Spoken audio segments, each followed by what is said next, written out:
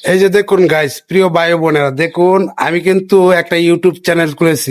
আপনাদেরকে কিন্তু সহযোগিতা চাচ্ছি, আপনারা সকলেই সহযোগিতা করবেন আমারে। এটা হলো আমার কাজের কর্মস্থল, আমি এখানে কাজ করি। আমি প্রাণ কোম্পানির ডেলিভারি দিই। দেখুন আমি কি কি ডেলিভারি দিই আপনাদেরকে দেখাচ্ছি আজকে।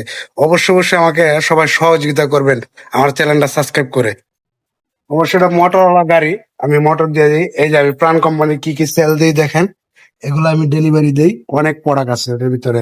এটা হলো প্রাণ কোম্পানির 5 টাকার চকলেট।